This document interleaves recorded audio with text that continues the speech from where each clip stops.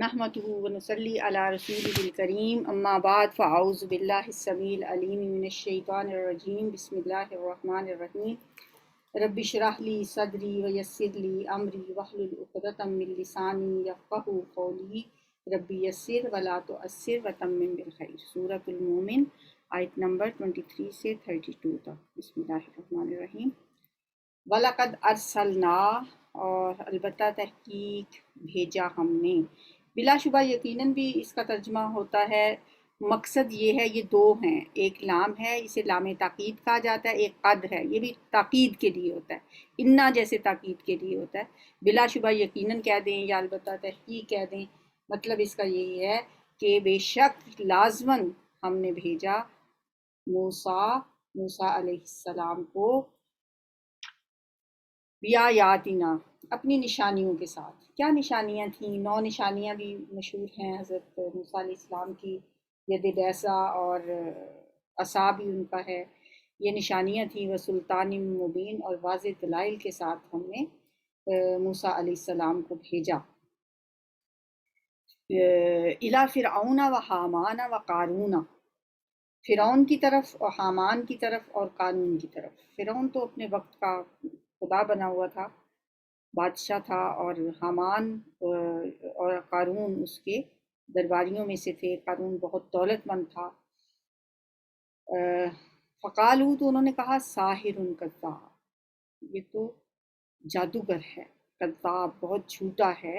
یعنی موسیٰ علیہ السلام کو جب ہم نے ان کی طرف بھیجا تو انہوں نے آگے سے انہیں جھوٹا قرار دیا اور کہا یہ جادوگر ہے، کیونکہ جو نشانیاں وہ لے کے آئے تھے، جو معجزات وہ لے کے آئے تھے، وہ انہیں جادو ہی نظر آ رہے تھے، تو اس لیے انہوں نے کہا کہ یہ تو بہت بڑا جادوگر ہے۔ ایک اور موقع پہ بھی سورہ زاریات میں آتا ہے، کذالک ما اتی الذین من قبلہم من رسول الا قالوا ساحر او مجنون، جو لوگ ان سے پہلے گزرے ہیں ان کے پاس جو بھی نبی آیا انہوں نے کہہ دیا کہ یا تو یہ جادوگر ہے یا دیوانہ ہے۔ تو اس طرح ہر قوم اپنے اپنے پیغمبروں کے ساتھ اس طرح کے الفاظ استعمال کرتی رہی ہے۔ نبی صلی اللہ علیہ وآلہ وسلم کے بارے میں بھی یہ الفاظ استعمال کیے گئے، ان کو بھی جادوگر، ساحر اور کذاب نعوذ باللہ کہا گیا۔ فلما جاءہم، پس جب وہ آیا ان کے پاس، کون؟ موسیٰ علیہ السلام، ان کے پاس، ان کے پاس اپنی قوم کے پاس، بالحقی حق کے ساتھ، من عندنا ہماری طرف سے، یعنی ہماری طرف سے حق لے کے آیا، تو انہوں نے کیا کہا؟ قالوا اقتلوا، انہوں نے کہا قتل کر دو، ابناء الذین، ان لوگوں کے بیٹوں کو، آمنو، جو اس کے ساتھ ایمان لائے ہیں، آمنو ایمان لائے ہیں، معہو اس کے ساتھ، یعنی موسیٰ کے ساتھ جو لوگ بھی ایمان لائے ہیں ان کو، ان کے بیٹوں کو قتل کر دو۔ وَاسْتَحْیُوا، اور زندہ رکھو، نساءہم، ان کی عورتوں کو۔ یہ موسیٰ علیہ السلام کے آنے کے بعد فرعون نے، کہا جاتا ہے، کوئی اسرائیلی روایات ہیں یا اس کے بارے میں کوئی اتنی نہیں ہے اوتھینٹسٹی، تو کہ خواب دیکھا تھا کہ جس کی تعبیر یہ بتائی گئی تھی نجومیوں نے ان کو، کہ ایک بیٹا بنی اسرائیل میں بچہ ایسا پیدا ہوگا جو کہ آپ کی سلطنت کو ختم کر دے گا۔ تو لہٰذا اس نے یہ شروع کیا کہ بنی اسرائیل کے بیٹوں کو قتل کروا دیتا تھا اور ان کی بیٹیوں کو زندہ رکھتا تھا۔ وما کید الکافرین الا فی ضلال، اور نہیں تھی کافروں کی چال مگر ناکام۔ کافروں کا یہ دور، یہ چال بھٹک کر ہی رہ گیا۔ اچھا، اس سے پہلے ہم نے موسیٰ علیہ السلام کے بارے میں سورہ اعراف میں بھی پڑھا، بہت دفعہ قرآن میں ان کا تذکرہ ہے۔ سب سے زیادہ میرا خیال ہے جس نبی کا تذکرہ قرآن میں آتا ہے وہ موسیٰ علیہ السلام ہے۔ سرداران قوم فرعون نے ایک مطالبہ کیا تھا کہ آپ موسیٰ کو ڈھیل نہ دیں، لوگ اس پہ دھڑا دھڑ ایمان لا رہے ہیں، یہ لوگ بڑھتے جا رہے ہیں، ملک میں فساد پھیل رہا ہے، آپ اسے قتل کیوں نہیں کروا دیتے؟ لیکن فرعون نے حضرت موسیٰ علیہ السلام کے خلاف کوئی سخت اقدام نہیں کیا، اور وہ ہمیشہ ہیزیٹیٹ کرتا رہا۔ اس کی وجہ یہ تھی کہ موسیٰ علیہ السلام کو وہ اپنا بڑا بھائی سمجھتا تھا۔ جیسے آپ کو میں نے پہلے بھی بتایا کہ یہ وہ فرعون نہیں تھا تو جس کے پاس حضرت موسیٰ علیہ السلام بچپن میں لائے تھے. جب موسیٰ علیہ السلام کی والدہ نے ان کو دریا میں ڈال دیا اور فرعون کے پاس اس کی بیوی نے ان کو پکڑ لیا، تو انہوں نے اپنے شوہر کے سے کہا تھا وقالت امرأۃ فرعون قرۃ عین لی ولک، اس کے ساتھ میری اور اپنی آنکھوں کو ٹھنڈک پہنچاؤ، میرے لیے بھی اور تمہارے لیے بھی یہ آنکھوں کی ٹھنڈک ہے، ممکن ہے کہ یہ ہمیں کوئی فائدہ پہنچائے یا ہم اسے بیٹا ہی بنا لیں. اس نے کہا لا تقتلوہ، اسے نہ قتل کرنا، عسیٰ ان ینفعنا او نتخذہ ولدا، ہمیں کوئی فائدہ پہنچائے یا ہم اسے اپنا بیٹا ہی بنا لیں. تو کہا جاتا ہے کہ وہ خاتون جو تھی ان کی بیوی وہ حضرت آسیہ ہی تھیں، جن کا ذکر آگے سورہ تحریم میں بھی ہم پڑھیں گے. اس کی اولاد نہیں تھی اس وقت تک. اس کے بعد جب انہوں نے حضرت موسیٰ علیہ السلام کو بیٹا بنا لیا، پھر اس کے بعد ان کے ہاں ایک بیٹا پیدا ہوا. یہ وہی بیٹا ہے جو حضرت موسیٰ علیہ السلام کے ساتھ بھائیوں کی طرح رہا، یہ اکٹھے کھیلے، اکٹھے بڑے ہوئے، جوانی کی عمر کو پہنچے. تو جب حضرت موسیٰ کے ہاتھوں ایک قبطی کا قتل ہو گیا تو آپ مدین چلے گئے. مدین سے آپ کی واپسی کے زمانے میں جو بڑا فرعون تھا وہ زندہ تو تھا لیکن بڑھاپے کی وجہ سے امور سلطنت سے فارغ ہو چکا تھا. اس نے سارے امور سلطنت میں اس بیٹے کو سونپ دیے تھے. تو اب یہ تھا کہ یہ جو بیٹا تھا موسیٰ علیہ السلام کا بچپن کا ساتھی تھا. وہ اپنے بڑے بڑے سرداروں کے مطالبے کے باوجود بھی کئی سال تک حضرت موسیٰ کے خلاف کوئی اہم قدم کرنے اقدام کرنے سے گریز ہی کرتا رہا. پھر جب اس نے کسی سخت اقدام کو ضروری سمجھا بھی تو آپ کی ذات کی بجائے اس نے آپ کی قوم کو پہلے نشانہ بنایا، تو ان کے بیٹوں کو قتل کرنا شروع کر دیا. اور موسیٰ علیہ السلام کو ابھی تک اس نے کچھ نہیں کہا، لیکن اب وہ پھر انہوں نے کہا، ان کی درباریوں نے قالوا قتلوا، اس کو قتل کر دو. یہ تو خیر بیٹوں کو قتل کرنے کی بات ہوتی ہے. یہ انہوں نے کہا کہ ان کے بیٹوں کو قتل کرو اور ان کی بیٹیوں کو زندہ رکھو، اور یہ ان کی بہت بڑی چال تھی جو ہم نے ناکام بنا دی. اب فرعون کہتا ہے یہاں پہ قال فرعون ذرونی، اب بس چھوڑ دو مجھے. ذرونی کیا ہوتا ہے؟ چھوڑ دو، لیو می، کہ اب میں فیصلہ کروں کوئی اقتل، میں قتل کروں موسیٰ کو، ید ربا، اور چاہیے کہ وہ پکار لے اپنے رب کو. اب وہ اپنے رب کو جو پکار سکتا ہے تو پکار لے. اس کے اس فکرے میں مطلب ہمیں کیا چیز نظر آتی ہے کہ اب اسے یہ بھی پتہ چل گیا تھا کہ اب معاملات بہت حد تک آگے جا چکے ہیں. اگر موسیٰ علیہ السلام کو قتل کر کے راستے سے نہ ہٹایا گیا تو یہ اس کے اقتدار کے لیے بہت بڑا خطرہ بن سکتے ہیں، اور ان کی جو عظیم شان تہذیب ہے اور جو ان کی جس کو مثالی روایات کہتے تھے، ان سب کو یہ ختم کر دے گا. اور پھر اس فکرے میں ہمیں اس آیت میں فرعون کی بے چارگی بھی ہمیں نظر آتی ہے. دیکھیں وہ ایک ڈکٹیٹر تھا، اس کے باوجود وہ اپنے درباریوں سے کہہ رہا ہے کہ بس مجھے اجازت دو. ان سے ایک طرح سے ایک قرارداد کی منظوری کی درخواست کر رہا ہے، حالانکہ اسے اس کی ضرورت محسوس نہیں ہونی چاہیے تھی. دراصل وہ دیکھ رہا تھا کہ موسیٰ کی دعوت ہر طبقے کے لوگوں تک پہنچ چکی ہے. اسے خطرہ تھا کہ درباریوں کو اگر میں اعتماد میں نہیں لوں گا تو اس کا رد عمل بھی ہو سکتا ہے اور کوئی بغاوت بھی جنم دے سکتی ہے. لہٰذا اس نے کہا کہ ذرونی اقتل موسیٰ ولیدع ربہ انی اخاف، مجھے ڈر ہے ان یبدل دینکم، کہ وہ بدل ڈالے گا تمہارے دین کو، او ان یظہر، یا کہ وہ پھیلا دے گا فی الارض الفساد، زمین میں فساد. مجھے اب یہ اندیشہ لگا ہے. لوگ ظاہر ہے جب بھی کوئی دعوت اٹھتی ہے تو دو گروپ بن جاتے ہیں نا. نبی صلی اللہ علیہ وسلم کے زمانے میں بھی ایسے ہی تھا، بھائی بھائی سے بچھڑ گیا، بچے ماؤں سے بچھڑ گئے، باپ اولاد دور ہو گئی باپوں سے. تو یہ اسی لیے تو ابو جہل کہا کرتا تھا کہ اللہ تعالیٰ بدر کے دن اس نے کہا تھا کہ ہمارے ساتھ فیصلہ کر دے یا اللہ. اللہ سے کعبے کو پکڑ کے اس نے کہا تھا کہ جو حق پہ ہے اس کو بتا دینا. وہ سمجھتا تھا کہ حق پہ میں ہی ہوں، کیونکہ محمد صلی اللہ علیہ وسلم کی وجہ سے تو رشتے ناطے ٹوٹ گئے ہیں اور اللہ تعالیٰ تو صلہ رحمی کو پسند کرتا ہے. تو یہی اب وہاں پہ بھی ہو رہا تھا. تو لہٰذا وہ موسیٰ علیہ السلام نے کہا کہ ایسا نہ ہو کہ یہ زمین میں فساد پھیلا دے. قال موسیٰ، اور موسیٰ علیہ السلام نے کہا انی عذتو، بے شک میں پناہ میں آتا ہوں. اعوذ باللہ کا لفظ بھی اسی سے ہوتا ہے، پناہ مانگنا. عذتو، بے شک میں پناہ مانگتا ہوں، پناہ میں آتا ہوں، بربی، اپنے رب کی، بربکم، اور تمہارے رب کی. تمہارا رب بھی وہی ہے، میرا بھی وہی ہے، میں اس کی پناہ میں آتا ہوں. من کل متکبر لا یؤمن بیوم الحساب، ہر اس تکبر کرنے والے کے شر سے جو کہ نہیں ایمان لاتا حساب کے دن پر۔ تو یہ دعا مانگی حضرت موسیٰ علیہ السلام نے، اور اسی طرح سے نبی صلی اللہ علیہ وآلہ وسلم کو بھی جب کبھی دشمن کا خوف ہوتا تو آپ کیا دعا مانگا کرتے تھے؟ اللہم انا نجعلک فی نحورہم ونعوذ بک من شرورہم۔ اے اللہ ہم تجھ کو ان کے مقابلے میں کرتے ہیں، ان کی گردنوں پہ ہم آپ کو رکھتے ہیں، نجعلک فی نحورہم ونعوذ بک من شرورہم، اور ان کی شرارتوں سے ہم آپ کی پناہ مانگتے ہیں۔ تو موسیٰ علیہ السلام نے اس طرح دعا مانگی، انی عذت بربی و ربکم من کل متکبر لا یؤمن یوم الحساب۔ یہ دعا مانگی موسیٰ علیہ السلام نے، اور اس زمانے میں اب یہاں سے ایک یہ جو اس سورت کا نام سورہ مومن ہے، اور کس وجہ سے اس سورت کا نام سورہ مومن ہے کہ اس میں ایک مرد مومن کا تذکرہ ہے۔ یہ آل فرعون میں سے تھا ایک شخص، اس کا واقعہ یہاں بیان ہوگا۔ یہ اس سورت کا خاص مضمون ہے۔ وہ فرعون کے دربار میں تھا، بڑے مرتبے پہ فائز تھا، موسیٰ علیہ السلام کی دعوت جیسے دوسرے لوگوں تک پہنچی تو اس تک بھی پہنچ گئی۔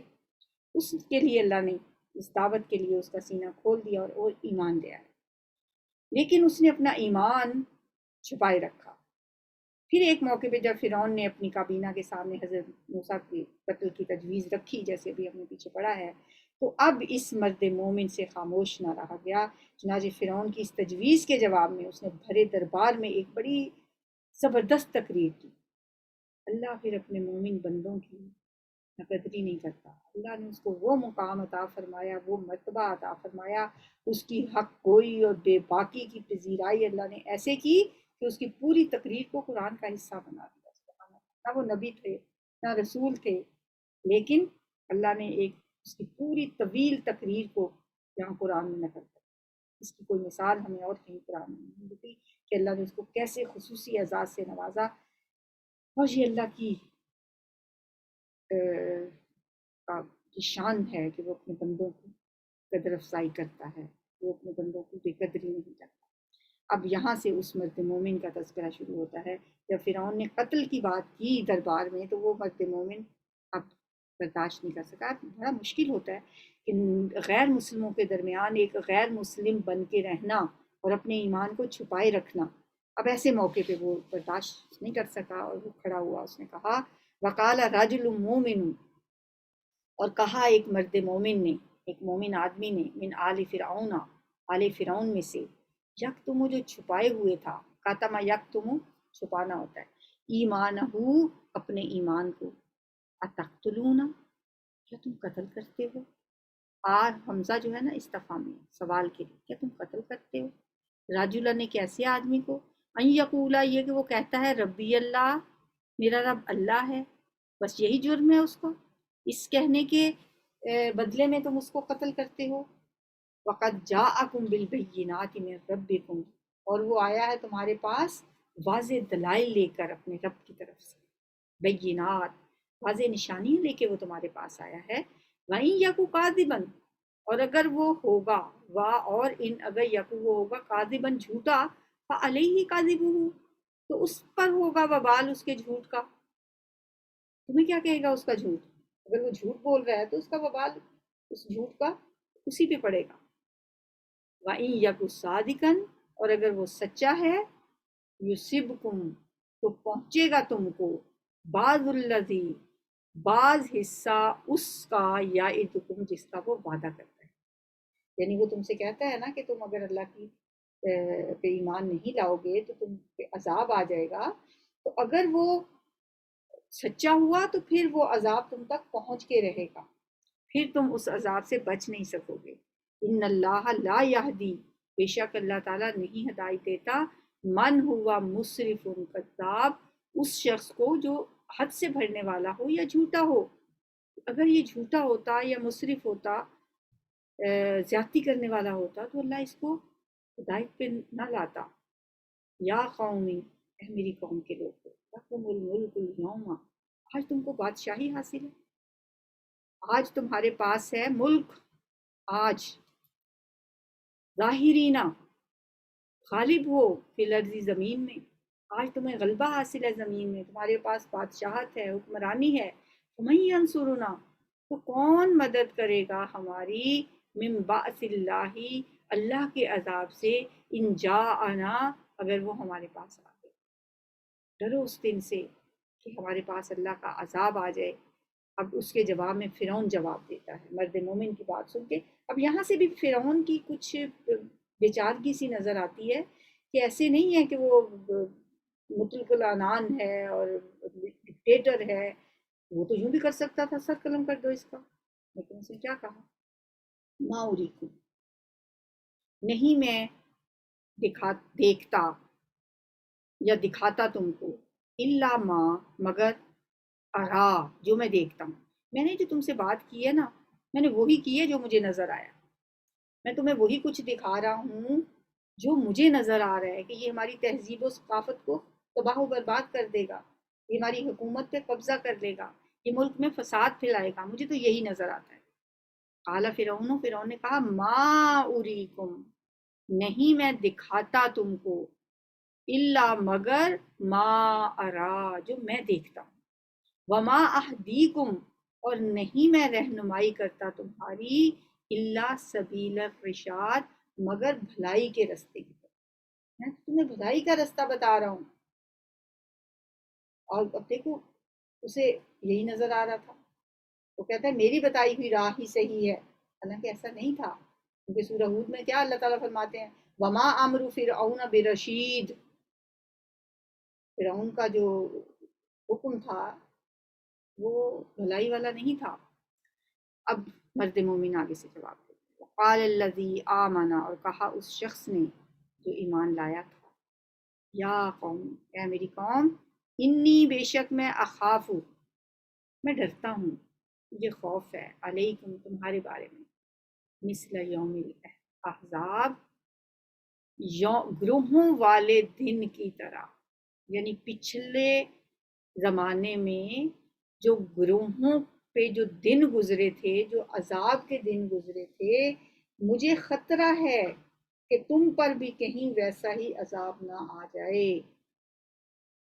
انی اخاف علیکم مثل یوم الاحزاب، مثل دأب قوم نوح، قوم نوح کے حال کی طرح، قوم نوح کے حال کی طرح کی مثل، و آدم و سمود، اور قوم عاد اور قوم سمود کے حال کی طرح تمہارا حال نہ ہو جائے، مجھے یہ خطرہ ہے۔ والذین من بعدہم، اور ان لوگوں کی طرح، ان لوگوں کے حال کی طرح، من بعدہم، جو ان کے بعد ہوئے، یعنی قوم نوح، قوم عاد، قوم لوط اور قوم شعیب، یہ جو جن پہ عذاب آئے، کہیں تمہارا حال بھی ایسا ہی نہ ہو جائے۔ وَمَا اللَّهُ يُرِيدُ ظُلْمًا لِلْعِبَادِ، اور نہیں اللہ تعالیٰ چاہتا ظلم کرنا اپنے بندوں پر۔ تم پہ اگر عذاب آئے گا وہ کوئی ظلم نہیں ہوگا اللہ کی طرف سے، اللہ اپنے بندوں پہ ظلم نہیں کرتا، اللہ اپنے بندوں پہ بہت رحیم ہے، مہربان ہے، لیکن جب بندے حد سے بڑھ جاتے ہیں، جیسے میں نے آپ کو بتایا تھا طغیانی پہ اتر آتے ہیں۔ طغیانی کیا ہوتی ہے؟ جب دریا میں طغیانی آتی ہے تو پانی اس کی کناروں سے باہر نکل آتا ہے، اور جب انسان بھی اپنے آپے سے باہر ہو جائے، جب انسان بھی حدود توڑنے لگے، حد سے باہر نکل جائے، تو پھر اللہ تعالیٰ اسے سزا دیتا ہے، لیکن اللہ تعالیٰ اپنے بندوں پہ ظلم نہیں کرتا۔ یہ خود بندے ہی ہیں جو رسولوں کی تکذیب کر کے اپنی کوتاہیوں اور شرارتوں کی وجہ سے عذاب الہی کو دعوت دیتے ہیں۔ فیا قومی، اور ہے میری قوم، انی اخاف، بے شک میں ڈرتا ہوں، علیکم، تمہارے بارے میں، یوم التناد، اس دن سے جو ایک دوسرے کو پکارنے والا دن ہے۔ تناد، تنادی کے معنی ہوتے ہیں ایک دوسرے کو پکارنا، اور یہ قیامت کے دن کو کہا جاتا ہے یوم التناد۔ اور بھی بہت سارے نام ہیں قیامت کے دن کے، کل بھی میں نے آپ کو بتایا تھا، کل بھی ایک نام ہم نے پڑھا تھا۔ تو یوم التناد بھی قیامت کے دن کے لیے بولا جاتا ہے، اس کو اس لیے کہا جاتا ہے کہ یوم التناد کے اس دن ایک دوسرے کو پکاریں گے، اہل جنت اہل دوزخ کو پکاریں گے، جیسے ہم نے آراف، سورہ آراف میں بھی پڑھا، اور اہل جہنم اہل جنت کو ندائیں دیں گے۔ اور بعض کہتے ہیں کہ میزان کے پاس ایک فرشتہ ہوگا جس کی نیکیوں کا پلڑا ہلکا ہوگا، اس کی بدبختی کا یہ فرشتہ چیخ کر اعلان کرے گا، اس لیے بھی اسے یوم التناد کہا جاتا ہے۔ اور بعض کے نزدیک یہ کہ لوگوں کو ان کے عملوں کے مطابق پکارا جائے گا، وہ پکارنا بھی مراد ہو سکتا ہے. اہل جنت کو کہا جائے گا اے جنتی ہو، اے جہنمی ہو، تو یہ اس وجہ سے اس کا نام یوم التناد ہے.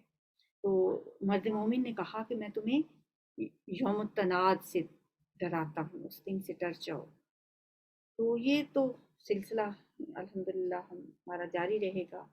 ایک خوبصورت سی تقریر ہم اس کی پڑھ رہے ہیں رجل مومن کی، اور بڑا مزہ بھی آ رہا ہے، لیکن ہمارا ٹائم چونکہ شارٹ ہوتا ہے اس لیے ہم نے اس کو اسی طرح حصوں میں تقسیم کیا ہوا تھا. کل جو ہم نے دعا پڑھی تھی اسے دہرا لیتے ہیں. ربی اوزینی ان اشکر نعمتک التی انعمت علی وعلی والدی وان اعمل صالحا ترضاہ واصلح لی فی ذریتی واصلح لی فی ذریتی واصلح لی فی ذریتی انی تبت الیک وانی من المسلمین.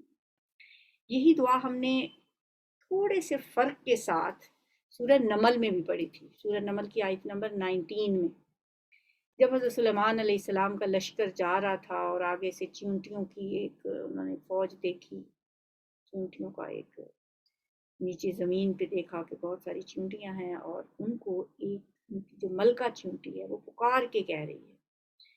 اللہ تعالیٰ نے حضرت سلیمان علیہ السلام کو بہت ساری صلاحیتیں دی تھیں. جانوروں کے ساتھ ان کی بات چیت ہوتی تھی، جانوروں پہ ان کی حکومت تھی، ہواؤں پہ حکومت تھی، جنوں پہ حکومت تھی. تو اب دیکھو چیونٹی اگر بول بھی رہی ہو تو میرا نہیں خیال کہ ہم تک آواز پہنچے، لیکن اللہ نے ان کو یہ صلاحیت دی تھی. چیونٹی کی آواز بھی ان تک پہنچ جاتی تھی. وہ چیونٹی کہہ رہی تھی اے چیونٹیوں اپنے اپنے بلوں میں گھس جاؤ، کہیں سلمان کا لشکر تمہیں پاؤں تلے روند نہ ڈالے. سلیمان علیہ السلام نے اس موقع پھر اللہ تعالیٰ سے دعا کی تھی ربی اوزینی ان اشکر نعمتک التی انعمت علی وعلی والدی وان اعمل صالحا ترضاہ. آگے تھوڑے سے الفاظ اس کے مختلف ہیں، اب اس وقت میرے ذہن سے وہ اسکپ ہو گئے. بہرحال 2-3 لفظوں کے فرق کے ساتھ یہی دعا حضرت سلیمان علیہ السلام نے اس وقت مانگی تھی، اور یہی دعا اللہ تعالیٰ نے یہاں پہ ہمیں سورہ زخرف میں بتائی ہے کہ جب ایک شخص 40 سال کی عمر تک پہنچتا ہے تو پھر وہ اس طرح، کیونکہ ایک میچورٹی کی ایج ہوتی ہے نا، ایک وقت ہوتا ہے کہ بچے بات مان نہیں رہے ہوتے. ہم آج کل جیسے ہر ماؤں کا، ہر پیرنٹس کا یہی مسئلہ ہے کہ وہ بچوں کو اپنے طریقے سے چلانا چاہتے ہیں، بچے اپنے طریقے سے چل رہے ہوتے ہیں. بس ہمارا کام ہے کہ ہم دعائیں مانگتے رہیں. اس لیے میں نے یہی دعائیں سب سے پہلے آپ کو یاد کروائی ہیں، ایک ربنا حب لنا اور ربی اوزینی. یہ دونوں دعاؤں میں اپنی اولاد کی اصلاح کے لیے دعا مانگی گئی ہے. اور جب یہ لفظ ہم کہیں اصلح لی فی ذریتی تو اس کو 3 دفعہ دہرا لیں اور بہت خشوع و خضوع کے ساتھ دعا مانگ لیں. انشاءاللہ وہ وقت آئے گا، ان کی میچورٹی کی جب ایج آئے گی تو یہ سمجھ آ جائے گی ان کو. اللہ نے بھی یہاں پہ یہی بات بتائی ہے کہ اس وقت پھر انسان یہ دعائیں مانگتا ہے اپنے ماں باپ کے لیے، اپنے لیے، اپنی اولاد کے لیے، پھر توبہ بھی کرتا ہے، پھر اللہ سے توفیق بھی مانگتا ہے. لیکن میں تو یہ کہا کرتی ہوں کہ زندگی کا کیا پتہ ہے.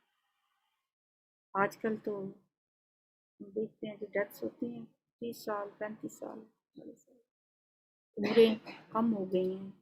پہلے زمانے میں لمبی عمریں ہوتی تھیں. تو اللہ تعالیٰ سے توفیق بس مانگنی چاہیے، اور اس دعا میں اللہ سے توفیق مانگی. یہ تھوڑی لمبی دعا ہے، تھوڑا سا آپ کو جن کو یاد ہے ان کو تو یاد ہے، جن کو نہیں یاد وہ ان کو مشکل بھی لگ رہی ہے. کچھ لوگوں نے کہا بھی کہ یہ یاد نہیں ہو رہی. انشاءاللہ اس کے لیے ہم آپ کو تھوڑا ٹائم زیادہ دے دیں گے. اگلی دعا بالکل کچھ چھوٹی سی انشاءاللہ نیکسٹ ویک کی رکھیں گے تاکہ آپ اس کو بھی یاد کر سکیں. تو یہ دعائیں جو ہیں ان کو اپنا وظیفہ بنا لیں، اور یہ چیزیں جو اس دعا میں مانگی گئی ہوتی ہیں نا ان کو بھی ذہن میں رکھا کریں. جیسے اس میں نے آپ کو بتایا تھا کیا کیا ہم نے کس چیز کی توفیق اللہ سے مانگی ہے وہ ذہن میں رکھا کریں. ہم یہ بھی ذہن میں رکھا کریں کہ اس میں ہم اللہ سے توبہ بھی مانگتے ہیں. جب ہم اللہ سے توبہ کرتے ہیں تو حاملین عرش جو ہیں وہ فرشتے ہمارے لیے پھر دعائیں کرتے ہیں. تو اللہ سے دعا ہے کہ وہ ہمیں اسی طرح جوڑے رکھے اور قرآن کے ساتھ جوڑے رکھے، اور ہمیں آپس میں ایک دوسرے کے ساتھ جوڑے رکھے. ہم اللہ کی خاطر ایک دوسرے سے محبت کرتے رہیں، اور اللہ کے عرش کے سائے تلے اللہ تعالیٰ ہمیں جگہ عطا فرمائے. یا رب لک الحمد کما ینبغی لجلال وجہک وعظیم سلطانک. اللهم صل وسلم على نبينا محمد. ربنا ظلمنا أنفسنا وإن لم تغفر لنا وترحمنا لنكونن من الخاسرين. ربنا لا تزغ قلوبنا بعد إذ هديتنا وهب لنا من لدنك رحمة إنك أنت الوهاب. ربنا إنك جامع الناس ليوم لا ريب فيه إن الله لا يخلف الميعاد.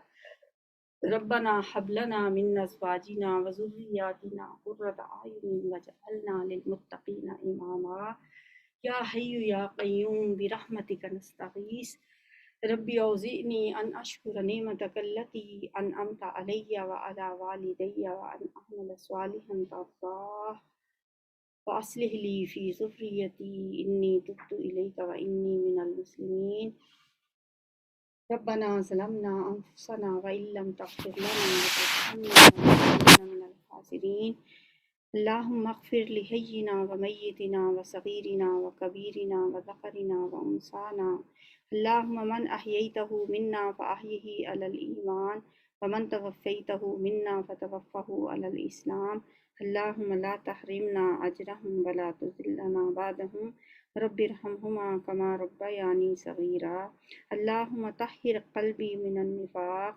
اللهم طهر قلبي من النفاق وعملي من الرياء ولساني من الكذب وعيني من الخيانة فإنك تعلم خائنة الأعين وما تخفي الصدور. يا حي يا قيوم برحمتك نستغيث. اللهم اجعل القرآن العظيم ربيع قلوبنا ونور صدورنا وجلاء أحزاننا وذهاب همومنا وغمومنا. ربنا تقبل منا إنك أنت السميع العليم وتب علينا إنك أنت التواب الرحيم. وصلى الله تعالى على خير خلقه محمد وآله وصحبه وأزواجه وذريته أجمعين برحمتك يا أرحم الراحمين. إلهي آمين. سبحانك اللهم وبحمدك نشهد أن لا إله إلا أنت نستغفرك ونتوب